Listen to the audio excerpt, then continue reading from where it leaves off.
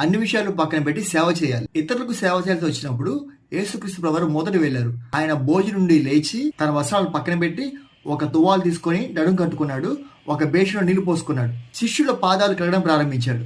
ఆయన కట్టుకున్న టవల్తో పాదాలు తొడడం ప్రారంభించాడు. పేతురు అన్నాడు, ప్రభువా, నువ్వు నా పాదాలు కడుగుతావా? యోగ్యత లేని వారి పాదాలు కడగడానికి యేసుక్రీస్తు ప్రభువారు మోకరిల్లారు. యేసుక్రీస్తు ప్రభువారు తన వస్త్రాలను పైకి పెట్టినట్టు మనం ఇతరులకు సేవ చేయాలనుకుంటే మన ఇమేజ్, మన సౌలభ్యం, మన ఎజెండా పక్కన పెట్టి సిద్ధంగా ఉండాలి. నిజమైన సేవ అనేది ఇమేజ్ కాన్షియస్ కాదు, వ్యత్యాసాలని విస్మరించడం. యేసు ప్రభు అన్నాడు, మీరు నన్ను బోధకుడు ప్రభు అని పిలుస్తున్నారు, మీ ప్రభువు బోధకుడైన నేను మీ పాదాలు కడిగితే మీరు కూడా ఒకరి పాదాలు ఒకరు కడుక్కోవాలి. ఇతరులకు సేవ చేయడానికి, దేవుని చిత్తాన్ని చేయడానికి మన జీవితంలో కొన్ని పక్కన పెట్టాలి. తమ సొంత ప్రసంగాలతో ఆనందించే వారితో, వారి సొంత విజయాలతో బాకా మోగించే వారితో చేరకూడదు. మీరు వ్యక్తిగతంగా కీర్తించే ప్రతి దాన్ని పక్కన పెట్టండి. సేవకత్వం యొక్క తువ్వాలు తీయండి. వేరొకరు చేస్తారని వెయిట్ చేయకుండా మీరే ముందు వెళ్ళండి.